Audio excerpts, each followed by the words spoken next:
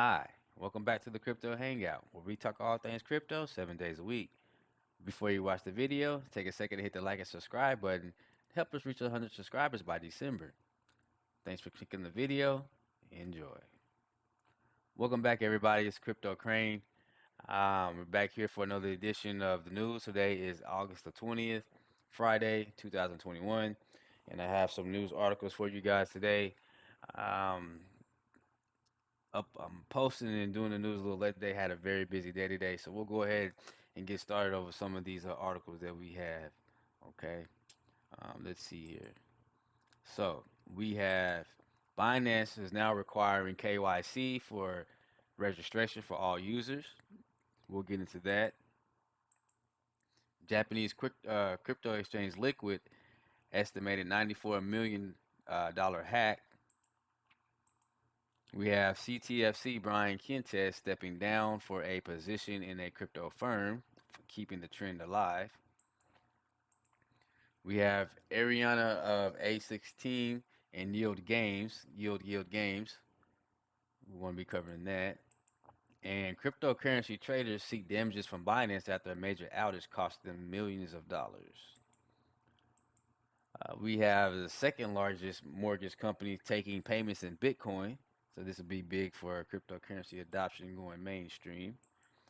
And last and least, we have tougher rules coming for Bitcoin and other cryptocurrency. Here's what to know. All right. So we'll go ahead and get started today. And we'll go ahead and get started here on the Binance. And we'll get you guys all caught up. But go ahead and hit that subscribe button. Go ahead and like the video. And we'll go ahead and get started in today's news. All right.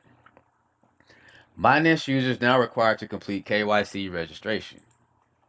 Binance announced that its users must now complete KYC verification in order to better align with the evolving global compliance standards. Cryptocurrency exchange Binance today announced that all users are required to complete Know Your Customer verification. The update also includes existing users who have not already complete KYC verification. Until this verification is completed, the accounts will only be able to withdraw cryptocurrency, said Binance in an announcement. Though users are required to input their name and date of birth to complete the basic tier verification, the latest announcement now demands that all users complete the intermediate tier. This tier means users must include passport details and upload a selfie image to the site. We are announcing these measures to double down on efforts relating to Know Your Customer and anti-money laundering, which will further enhance users' protection and combat financial crime, Binance tweeted. And here's the tweet that they actually tweeted. Um, and so they have actually been in trouble, with a lot of these countries from Malaysia, Singapore, UK, Italy, the Cayman Islands, and Japan have all told Binance that they don't have a requisite license. And so they're operating without a license, and so they're getting in trouble for that. So it seems like everybody's coming down on them. So Japanese crypto exchange Liquid hit by estimated $94 million hack. Japanese cryptocurrency exchange Liquid said on Thursday it was hit by hackers in a theft estimated to top 94 million in the latest targeting of a crypto platform. We are sorry to announce that Liquid Global warm wallets were compromised. We are moving assets into the cold wallet, it said on Twitter. Here, adding that the deposits and the withdrawals were suspended. And here's the tweet that they actually tweeted out. Liquid later said it was tracing the movement of the assets and working with other exchanges to freeze and recover funds. Warm or hot, digital wallets are usually based online and designed to allow users to access cryptocurrencies more easily. Cold wallets are offline and harder to access and therefore typically more secure. Okay, and so Elliptic is a digital is been helping them track their the stolen funds or whatnot. And they said that London-based blockchain analysis firm Elliptic said digital addresses identified by Liquid as belonging to the thief had totaled 94 million here, including 45 million in tokens connected to the Ethereum blockchain. And it said that Elliptic was adding that it was aiding Liquid in tracking the stolen funds. Okay, so another hack right after Poly Network. Crypto booster Brian Quintenz to step down as CFTC commissioner. Longtime crypto advocate Brian Quintenz plans to step down from his role as commissioner of the Commodities Future Commission on August 31st. Quintenz said that he expects to announce a role in the private sector after his departure from the CFTC. He told Wall Street Journal that he plans to keep innovation, particularly related to cryptocurrency and DeFi, relevant to his career. If Quintenz moves into the crypto industry, it would follow a trend of former regulators taking leadership roles at crypto companies. Okay. So he was first nominated by President Obama, okay, and then he was appointed again in 2017 by President Trump. All right, and the reason why his term actually ended in April 2020, but nobody was actually appointed to replace him, so he had been on ever since. So he said that he stayed on to ensure that his voice was heard on important derivatives market and financial innovation issues were raised during the administration's transition. All right, as crypto regulation tightened, crypto-friendly regulators such as Securities and Exchange Commissioner Hester Pierce and Quintenz have taken on an increasingly large burden of promoting crypto innovation and education at the government level. Okay, so he was actually an ally of the of crypto. So you're taking a big hit by him stepping down. All right, so Arianna Simpson of A16Z on Yield Guild Games, um, firm's newest bet on crypto gaming. As one of four general partners of Anderson Horowitz, who are now investing in the venture firm's third crypto fund, a 2.2 billion vehicle, Arianna Simpson is very focused on how to return that capital and much more to the firm's limited partners. Toward that end, she has been more focused of late on startups that combine crypto with gaming. Last month, for example, her team co-led an investment in Virtual Human Studio, the startup behind a digital horse racing service, Zrun, wherein users buy, sell, and breed virtual horses whose value rises depending on the performance against other virtual horses. Each is essentially a non-fungible token or NFT, meaning it is unique. Simpson is relatedly intrigued by with NFT-based play-to-earn models, wherein gamers can earn cryptocurrency that they can cash out for their local currency if they so choose. Okay, so she was involved with Zed Run, and now she's getting involved with Yield Games. So this would probably be a good investment to get into as well. And any game, play-to-earn game that is on Yield Games blockchain.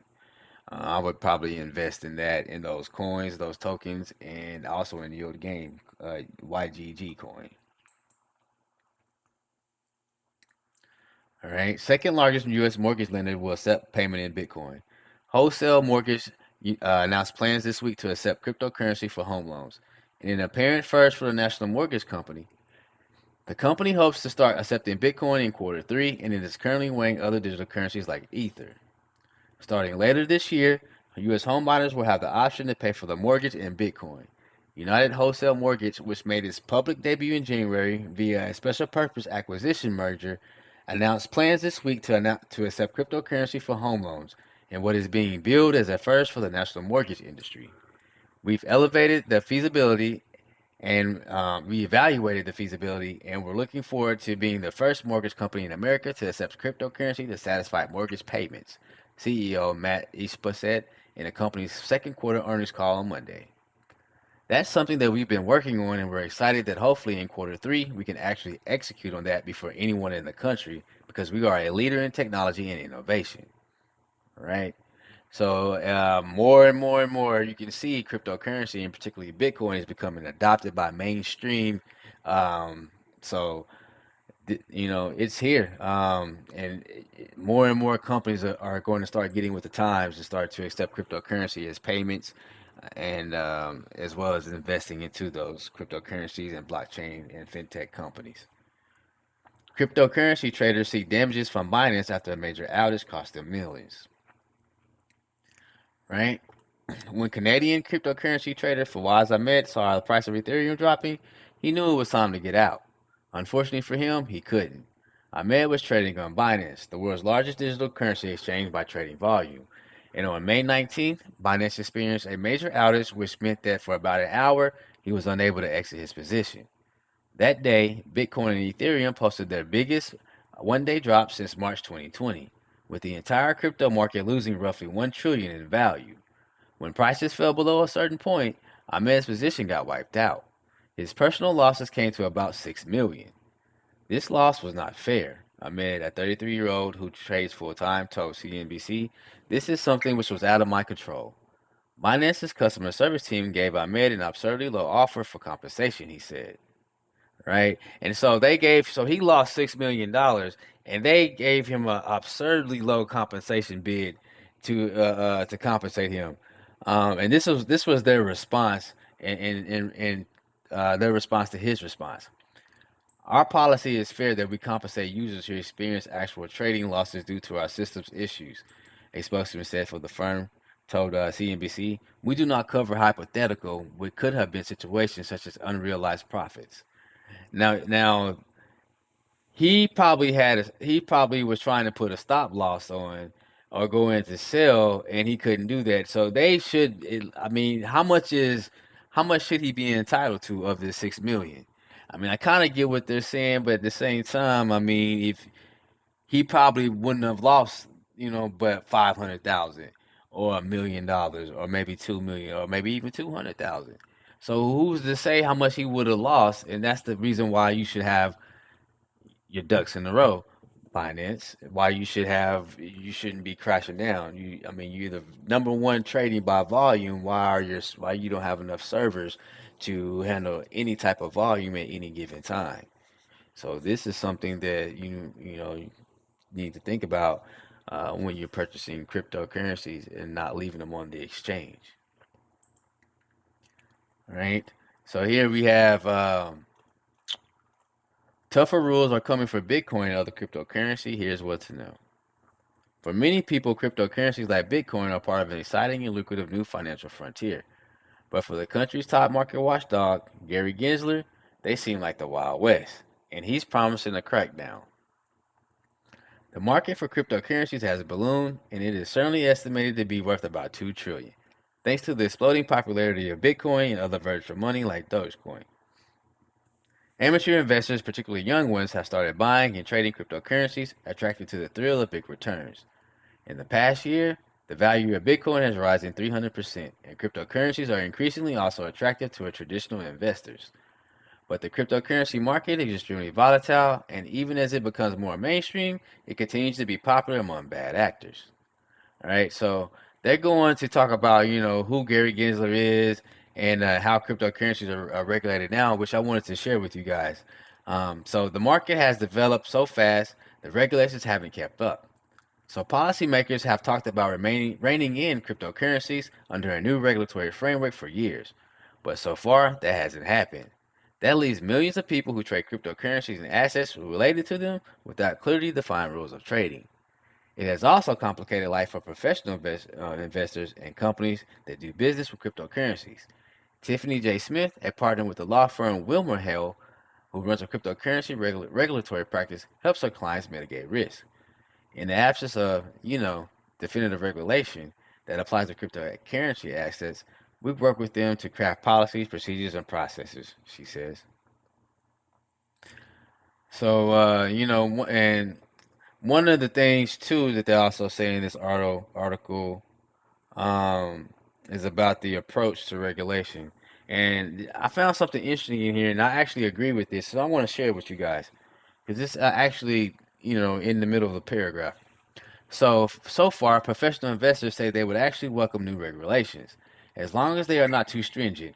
Robert Jackson, the former SEC commissioner, argues regulation will widen the appeal of cryptocurrency assets.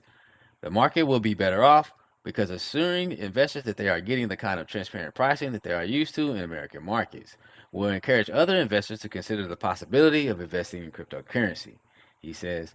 But rules perceived as too stringent will inevitably spark fights. Lobbyists for the cryptocurrency industry tried to fight off Senate rules, calling the tax crackdowns too broad. And see, this is what I was saying. I was talking with somebody else, somebody in my trading group. They were asking me what I thought about regulations and clarity, and this was my response. I think clarity is needed. I think that once regulation and clarity is provided, that the crypto markets are going to moon. For this reason right here. Like he says in this sentence, it says it will encourage other investors to consider the possibility of investing into crypto. So it's going to bring more into retail investors, more institutional investors, and it's going to cause the cryptocurrency market to balloon. Okay. And so, and what that clarity is going to do is going to provide transparency, and it's going to provide the traditional pricing of the American markets that people are used to. And so that's why those new investors and those new institutional investors are going to finally get the confidence to come in. And if you invested in cryptocurrency in early in this early, because it's still early, then you will reap and benefit the rewards tremendously when that happens.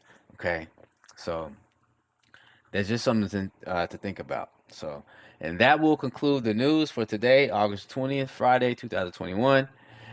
We will be starting our live streams on Saturday mornings at 9 o'clock.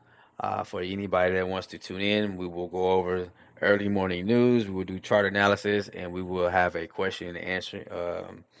We will have a session where you can ask me about whatever coins you want to look at, and we'll look at those coins. So thanks again for tuning in. Go ahead and subscribe to the channel if you haven't subscribed, and then go ahead and subscribe to our Twitter channel, to our Twitter, and follow us back on Twitter. And as we do post plays and information that we do not cover on the daily videos. All right, and that would be all. This is Crypto Crane signing out. See you guys tomorrow morning. Peace.